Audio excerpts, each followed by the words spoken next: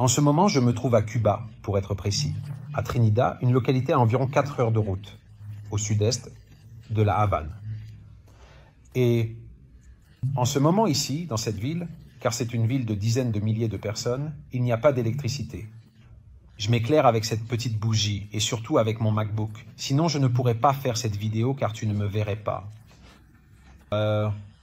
Ici, ponctuellement, l'électricité est coupée. 2, 3, 4, 5 heures chaque jour à cette heure-ci. Dans un moment, elle devrait revenir. Hier, c'était la même chose.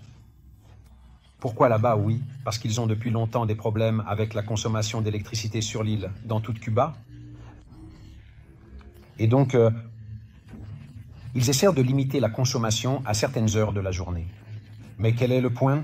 Je voulais vous raconter cela parce que le point est que, ici, cela ne leur fait ni chaud ni froid. C'est incroyable. C'est-à-dire qu'ils ne sont pas contents d'avoir ce désagrément, car c'est un désagrément pour tout le monde. Imaginez les réfrigérateurs, les appareils de tout type. Cependant, ils ont une approche face aux imprévus comme celui-ci, plutôt que face aux difficultés, qui est complètement différente de celle occidentale. Et cela devrait nous faire réfléchir. Nous sommes beaucoup plus fragiles. Voilà, c'est le mot juste par rapport à eux, c'est-à-dire les Occidentaux, les Européens, les Italiens, etc. Ils sont beaucoup plus fragiles que des pays comme Cuba ou d'autres pays, peut-être du sud du monde, qui sont au contraire plus habitués à ce genre de choses, à affronter aussi certaines difficultés. Nous perdons la tête, nous paniquons dans une telle situation. Imaginez, en Italie, si chaque jour l'électricité était coupée pendant 3 à 4 heures, mamma mia, que se passerait-il?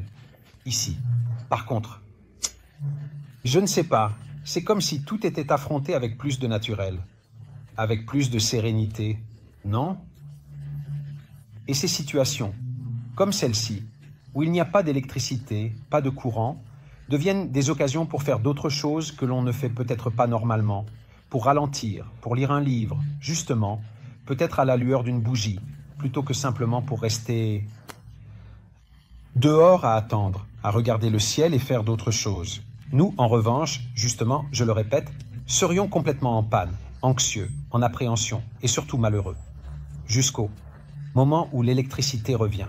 Et tout peut redémarrer, tout peut redémarrer à nouveau. Sinon, mon Dieu, le monde s'arrête. Rien, je voulais partager cette pensée avec vous, de temps en temps. Au contraire, je pense que cela nous ferait beaucoup de bien.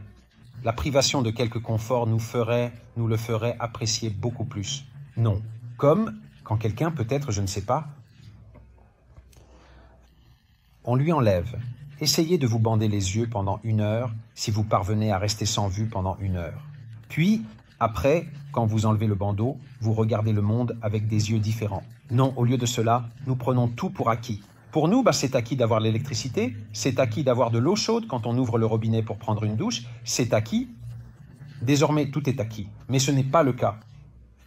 Et c'est bien, selon moi, d'avoir des occasions comme celle-ci, pour redécouvrir combien certains conforts sont précieux et combien ils peuvent être. Et combien peu il nous faut parfois pour perdre pied. J'espère vous avoir transmis ma pensée à ce sujet. Maintenant, je pense que je vais refermer la tablette parce que je l'ai ouverte juste pour m'éclairer. En fait, j'ai peu de batterie. Et rien. Et je vais continuer ma soirée en attendant que le courant revienne. Non. Non, non. Je continue ma soirée en essayant de réfléchir encore un peu à combien un peu de privation pourrait parfois nous faire du bien. Au revoir. Ciao.